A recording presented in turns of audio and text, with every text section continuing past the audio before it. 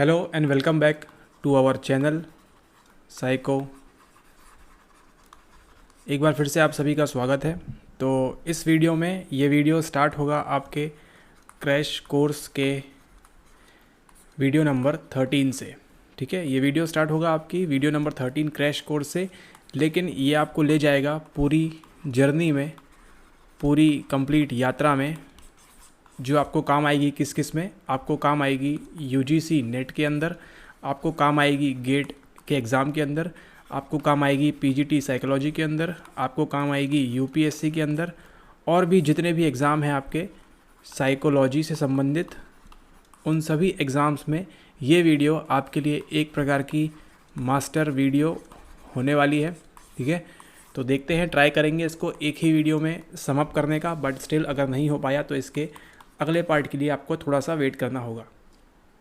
ठीक है, ऑलराइट। तो आज हम स्टार्ट करने वाले हैं कहाँ से? हम स्टार्ट करने वाले हैं आपके गेस्टाल्ट वाद से।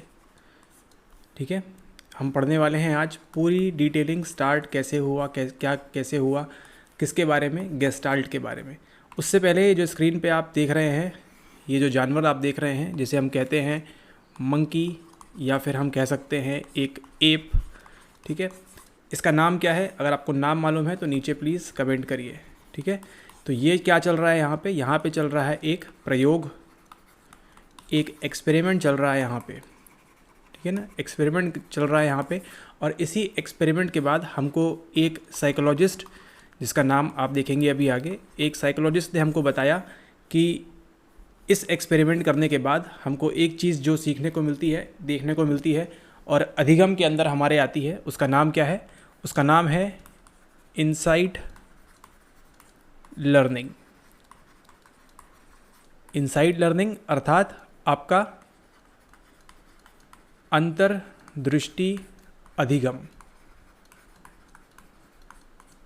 तो आपको ये अंतर्दृष्टि अधिगम और इनसाइट लर्निंग से आपको समझ में आ गया होगा कि ये किसकी थ्योरी है। ठीक है, तो जिनका नाम है साइकोलॉजिस्ट का, उन्हीं का ये बंदर हम कह सकते हैं। ठीक है, उन्हीं का बंदर है, ये एक्सपेरिमेंट किया जा रहा है इसके ऊपर। और उन्हीं साइकोलॉजिस्ट ने हमको क्या बताया?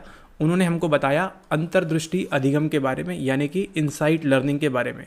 ठीक है, ये किसको अपोज कर रहे थे? सीधे सीधे मिस्टर थॉर्नडाइक, जिनकी तस्वीर आपने देखी थी एडवांस लेक्चर के अंदर, मिस्टर थॉर्नडाइक को सीधे सीधे अपोज कर रहे थे। और उन्होंने क्या कहा कि आप जो बात करते हैं sir mister law of effect की, ठीक है, लॉ ऑफ इफ़ेक्ट की, या फिर अगर हम बात करें ट्रायल एंड एरर की, भूल करना और सीखना, है ना, इन सब को नकार दिया इस एक्सपेरिमेंट ने। और फिर क्या नया कॉन्सेप्ट लेके आए? नया कॉन्सेप्ट जो लेके आए वो था आपका अंतर्दृष्टि अधिगम। लेकिन अंतर्दृष्टि अधिगम यहाँ तक बात पहुँचती कैसे है, उसके लिए चलते हैं हम अपने कंप्यूटर स्क्रीन के ऊपर।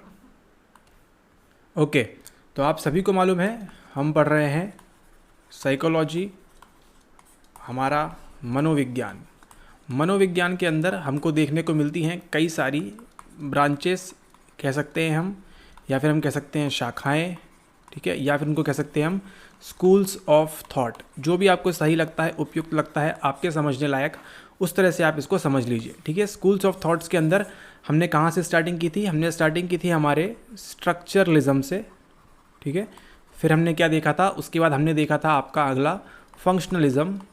ठीक है, आपका प्रकार्यवाद, जो किसने बताया? मिस्टर जेम्स ने। यहाँ पे बताया मिस्टर विल्हम वुंड ने।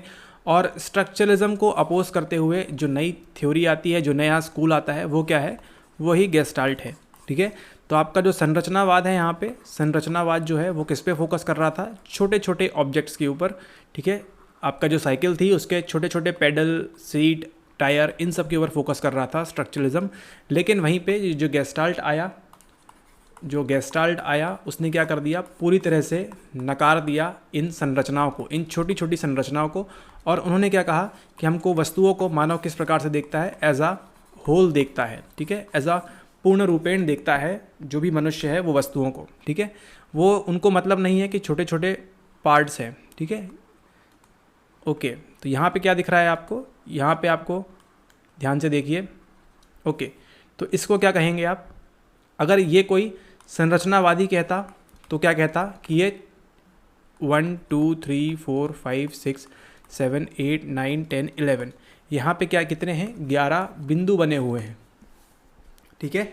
लेकिन वहीं पे अगर एक गेस्टाल्टवादी है वो क्या कहेगा कि नहीं, यहाँ पे एक श्रेणी, एक श्रृंखला चली है किसकी, इन बिंदुओं की, और हमको एक लाइन के रूप में प्रतीत होती हुई नज़र आती है, ठीक है। ऐसा कहेगा कौन, जो गेस्टाल्टवादी है वो, ठीक है। और हम भी रोज़मर्रा के जीवन में, दैनिक जीवन में इसी प्रकार की चीज़ों को देखते हैं, ठीक है, कि जब हमको दिखती है ज़ेब्रा क्रॉसिंग में इस प्रकार की लाइन, ठीक है यार, ये एक सड़क है, अप वाली सड़क और ये डाउन वाली सड़क है, उसके बीच में एक डिवाइडर टाइप की चीज़ बनी होती है। हमको कैसे प्रतीत होती है ये, हमको एक रेखा के रूप में, एक सीधी रेखा के रूप में, एक सीधी लाइन के रूप में हमको ये प्रतीत होती है, ठीक है। तो यही कहना है गेस्टाल्टवादियों का कि हम चीज़ों को कैसे देखते हैं, हम देखते हैं उनको पूर्ण रूपेण, है ना, पूर्ण रूपेण देखते हैं, मतलब एज आ होल उन्हें हम देखते हैं, ठीक है। इसको आप WHOLE नहीं पढ़ रहे हैं, इसको आप होल पढ़ रहे हैं, पूरा एज आ, ठीक है। तो यही कहना था गेस्टाल्ट वाले लोगों का, ठीक है। ओके, अब ये गेस्टाल्ट की शुरुआत कैसे होती है, गेस्टाल्ट की शुरुआत होती है आपके एक आदमी से जिनका नाम था मैक्स वर्टहाइमर, ठीक है। इनसे शुरुआत होती है गेस्टाल्ट की। दरअसल हुआ क्या कि ये जो जनाब थे मैक्स वर्टहाइमर, ये बैठे थे एक रेलवे स्टेशन के ऊपर। रेलवे स्टेशन के ऊपर जब ये बैठे थे तो इन्होंने देखा किसको, इन्होंने देखा सिग्नल्स को, ठीक है, जो ऐसे सिग्नल लगे हुए होते हैं लाइट के, उन लाइट के सिग्नलों को देखा और उनको क्या लगा कि ये जो लाइट्स हैं क्या कर रही हैं, ये मूव कर रही हैं। उनको ये लगा कि ये लाइटें कैसी कर रही हैं, इस प्रकार से ऐसे ऐसे ऐसे मूव कर रही हैं, ठीक है। लेकिन जबकि क्या हो रहा था, ये वाली जब जल रही थी तो ये वाली बंद थी, देन ये वाली जलना स्टार्ट हुआ तो ये वाली बंद हो गई, ठीक है। इस प्रकार से एक सीरीज़ चली थी। तो उनको लगा, और उन्होंने इस फिनोमेना को क्या नाम दिया, उन्होंने इसी फिनोमेना को नाम दिया आपका फाई फिनोमेना। इसमें क्या होता है, हमको दृष्टि का एक प्रकार से इल्यूजन होता है। कैसे होता है उसको देखेंगे अभी हम एग्जाम्पल से, और आपको भी उस इल्यूजन का उदाहरण देंगे तो आपको समझ में आएगा, ठीक है। तो वहीं से अगर आप प्रश्न में आता है फाई फिनोमेना किसके द्वारा निकाला गया, तो आप क्या उत्तर देंगे, आप उत्तर देंगे मिस्टर मैक्स वर्टहाइमर के द्वारा हमको देखने को मिलता है फाई का फिनोमेना, ठीक है। तो यहीं से शुरुआत होती है, जब उन्होंने रेलवे सिग्नल के ऊपर जब उन्होंने देखा कि इस प्रकार से लाइट घूम रही है, तब उनको लगा कि हम चीज़ों को कैसे देखते हैं, एज अ गेस्टाल्ट देखते हैं, ठीक है। वहीं से हमारा कौन सा फिनोमेना आता है, वहीं से हमारा आता है फाई फिनोमेना, ठीक है। ओके, आपका जो फाई फिनोमेना है कुछ इस प्रकार से दिखता है। दरअसल हो क्या रहा है, जब ये जल रहा है तो ये बंद हो रहा है, और जब ये जल रहा है ब्लिंक कर रहा है तो ये वाला बंद हो जा रहा है, ठीक है, एंड वाइस वर्सा ऐसे हो रहा है। लेकिन मान लीजिए यहीं पे और आगे ऐसे इस प्रकार की सीरीज़ होती तो हमको क्या लगता, हमको लगता है कि ये लाइन से एक के बाद एक जलती जा रही है, ठीक है। ये हमको किस प्रकार से प्रतीत होती, हमको ये मूविंग दिखाई देती, ठीक है, कि एक लाइन से इस प्रकार से चल रही हैं, ठीक है। तो यही कहना था किसका, हमारे मिस्टर मैक्स वर्टहाइमर का। और उन्होंने जिस फिनोमेना का नाम दिया वो कौन सा फिनोमेना था, वो था आपका फाई फिनोमेना। तो ये फाई फिनोमेना हमको कब कब दिखाई देगा, जब दो स्टिमुली, ठीक है, दो स्टिमुली यानी कि दो उद्दीपक हमको दिखाई देंगे, ठीक है। और कैसे रहेंगे, ये नियर बाय रहेंगे, या मतलब पास पास में रहेंगे, ठीक है। और हमको ये किस प्रकार से दिखाई देगा, ऑप्टिकल विजन होना चाहिए इसका हमारा, मतलब इसको हम देख सकें, ठीक है। तो दो उद्दीपक, दो स्टिमुली का कैसा होना चाहिए, एक विजन होना चाहिए, और ये कैसे होना चाहिए, पास पास में, ठीक है। और इसके अंदर इनको जब प्रेजेंट किया जाएगा तो कैसे किया जाएगा, इनको प्रेजेंट किया जाएगा अल्टरेशन के अंदर, यानी कि जब 1 दिखाया जाएगा तो 2 को बंद कर दिया जाएगा, एंड जब 2 को दिखाया जाएगा तो 1 को क्लोज कर दिया जाएगा, ठीक है।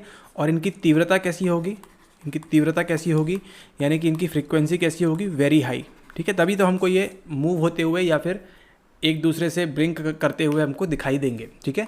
तो इसी फिनोमेना को क्या कहा जाता है, इसको कहा जाता है फाई फिनोमेना, ठीक है। जैसे आपने दिवाली के दिन अगर आपने देखी होगी, या फिर अगर आपने कभी कोई फेस्टिवल देखा होगा इंडिया में, तो आपने देखा होगा कि क्या लगती है, लाइटिंग्स लगाई जाती हैं, ठीक है।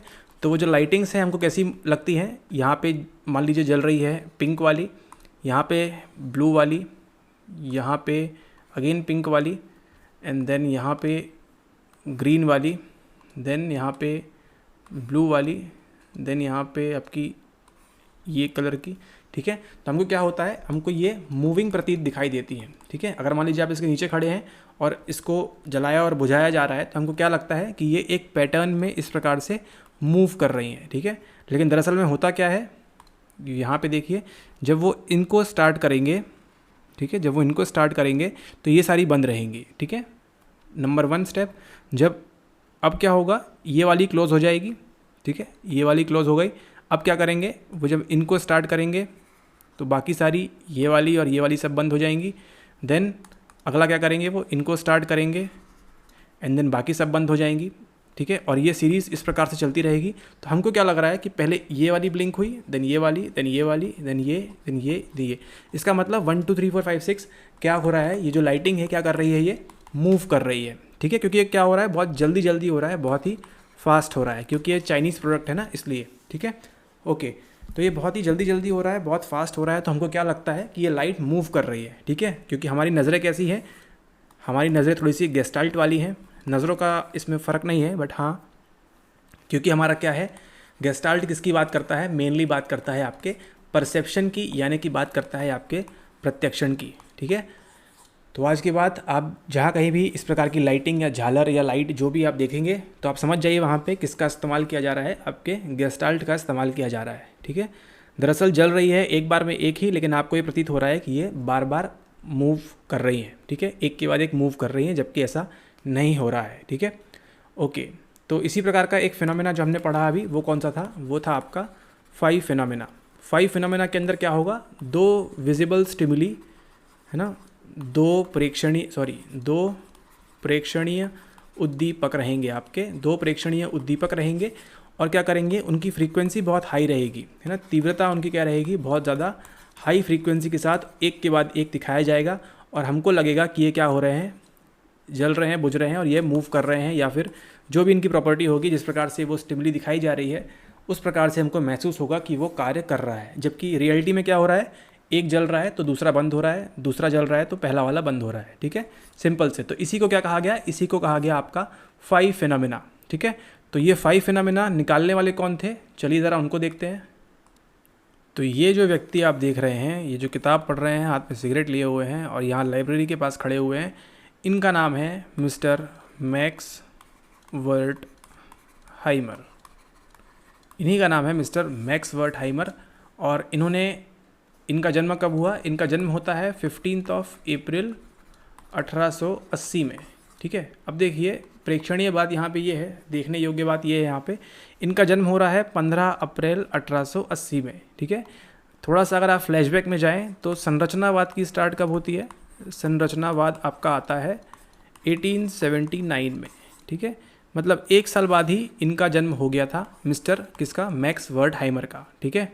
ओके, लेकिन तब विलियम वुंट को यह नहीं मालूम था, विलियम वुंट को, कि कोई पैदा हो गया है इस देश में, ठीक है। इनका जन्म कहाँ पे हुआ था, इनका जन्म हुआ था प्राग में, जो कहाँ पे है आज, चेकोस्लोवाकिया जिसको कहते थे हम पहले, है ना, वहाँ पे उनका जन्म हुआ।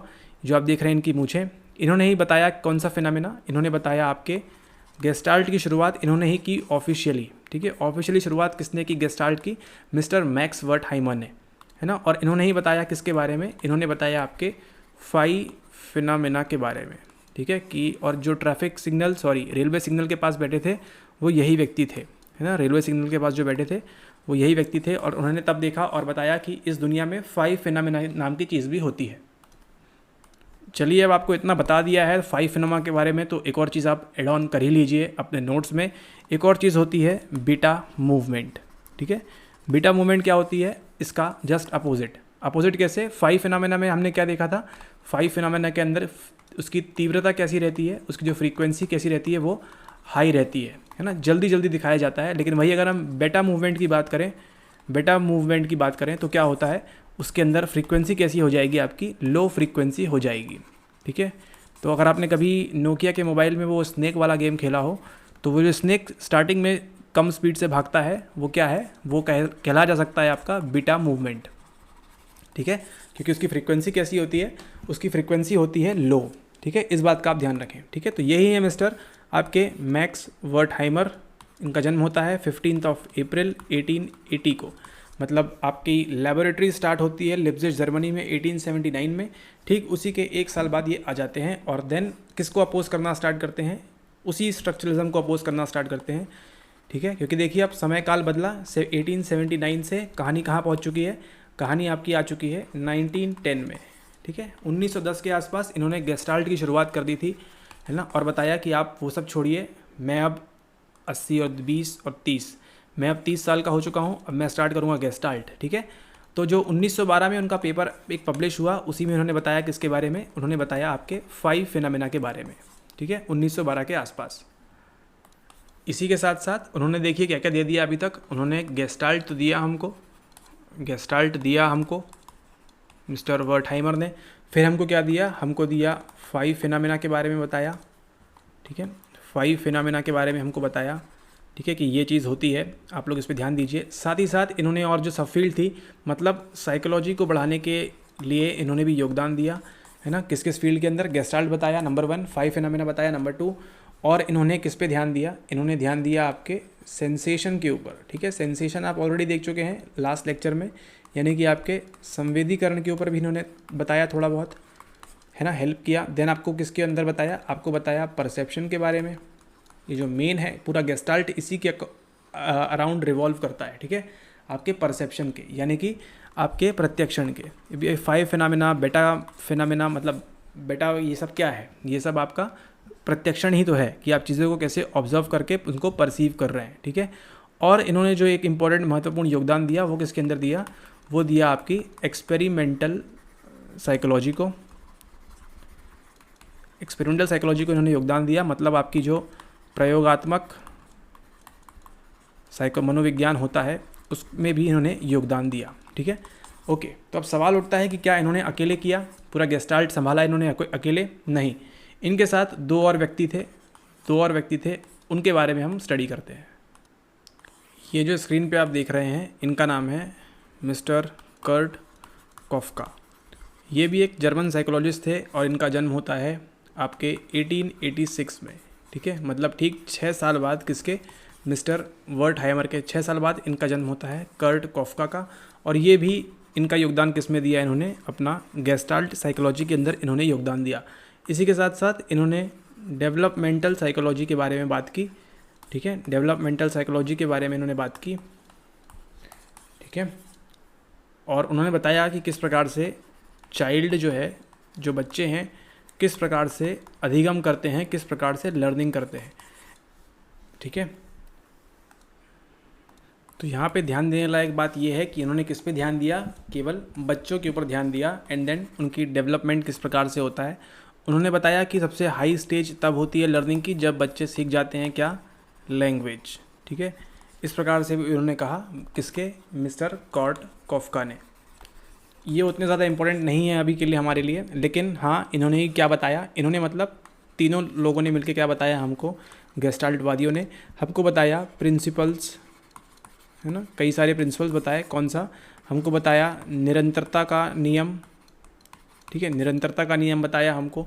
देन हमको बताया सिमिलैरिटी का, लॉ ऑफ सिमिलैरिटी वो बताया। फिर हमको बताया लॉ ऑफ कंटिन्यूटी के बारे में, है ना। तो ऐसे 5-6 हमको लॉज बताए इन्होंने, किसके बारे में, गेस्टाल्ट के बारे में, जिसको हम पढ़ेंगे अभी आगे के लेक्चर में। ठीक है, तो ये थे आपके मिस्टर कौन, कर्ट कॉफका। इनका जन्म कब होता है, 1886 में। ये थे आपके मैक्स वर्टहाइमर से 6 साल छोटे। ठीक है, तो मैक्स वर्टहाइमर के अंदर 2 लोगों ने काम किया, एक थे आपके कर्ट कॉफका और दूसरे थे आपके कौन, दूसरे थे आपके मिस्टर वुल्फगैंग कूलर। ठीक है, मिस्टर वुल्फगैंग कूलर थे। तो चलिए अब उनको देखते हैं। तो ये जो स्क्रीन पे आप देख रहे हैं, ये महाशय, ये ही हैं आपके मिस्टर वुल्फगैंग कूलर।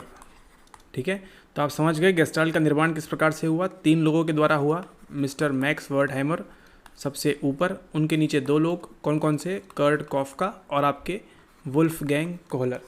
इस बात का आप ध्यान रखिए। ये तीनों मिला के क्या बनाते हैं, ये तीनों भी देखिए अलग अलग नहीं है, ये तीनों मिला के क्या बनाते हैं आपका, ये बनाते हैं आपका गेस्टाल्ट, यानी कि एज अ होल।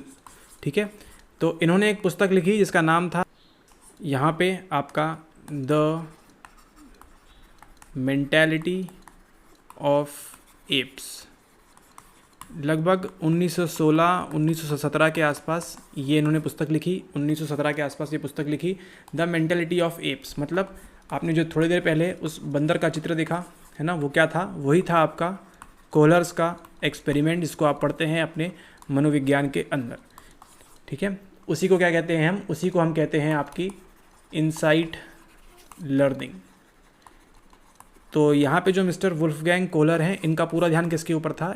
इनके पूरा ध्यान था आपके समस्या समाधान के ऊपर। ठीक है, समस्या समाधान के ऊपर इनका पूरा ध्यान था, यानी कि आपकी प्रॉब्लम सॉल्विंग के ऊपर इनका कंप्लीट ध्यान था कि किस प्रकार से प्रॉब्लम सॉल्व की जाती है ना, कोई भी समस्या है उसको किस प्रकार से सॉल्व किया जाता है। तो वहीं पे हम देखते हैं आपका इनसाइट लर्निंग का टॉपिक, और ये आपके पीजीटी में नेट में पूछा भी जाता है। ठीक है, तो आज के बाद आप कभी नहीं भूलेंगे इनसाइट लर्निंग क्या होती है, या फिर अंतर्दृष्टि अधिगम क्या होता है, क्योंकि आपको इसके पीछे की पूरी कहानी मालूम है कि किसने किया, कैसे इसकी शुरुआत हुई। ठीक है, इनके जन्म की बात करें, इनका जन्म होता है 1887 में। तो इसका ध्यान रखें, कौन से? कोहलर ने। ठीक है, तो ये सबसे छोटे थे ये, इसलिए इन्होंने क्या डिज़ाइन किया? आपकी इनसाइट लर्निंग के बारे में इन्होंने बताया। ठीक है, ओके। तो अगर हम मॉडर्न साइकोलॉजी में बात करें तो आपने एक नाम सुना होगा, कौन सा? आपने नाम सुना होगा सोलोमन एश। ठीक है, तो जो सोलोमन एश थे वो किससे प्रभावित थे, या फिर किनको मानते थे? वो मानते थे आपके मिस्टर मैक्स वर्टहाइमर को। ठीक है, उनको माना जाता था कि ये इन्होंने जो भी बात करके गए हैं आपके प्रत्यक्षण के बारे में, आपके सेंसेशन के बारे में, आपके परसेप्शन के बारे में, ये काफ़ी हद तक सही है, ऐसा इनका कहना था मिस्टर सोलोमन एश का। ठीक है, ये भी इनसे क्या थे? थोड़े बहुत प्रभावित थे। ओके, तो बात करते हैं वापस गेस्टाल्ट पे आते हैं। तो हमको क्या देखने को मिला? अभी तक 3 लोगों को बारे में हमने पढ़ा, मैक्स वर्टहाइमर, कर्ट कोफका और वुल्फगैंग कोहलर। तो यही जो कोहलर हैं, इन्होंने किस पे काम किया? आपकी प्रॉब्लम सॉल्विंग के ऊपर काम किया। प्रॉब्लम सॉल्विंग के अंदर इन्होंने क्या किया? एक्सपेरिमेंट किया एप के ऊपर, एक बंदर के ऊपर। उन्होंने एक एक्सपेरिमेंट किया और देखा कि पहले उसको एक बॉक्स दिया, क्या वो उससे बाहर आ पाता है। फिर देन उसको जो आपने एक इमेज देखी थी,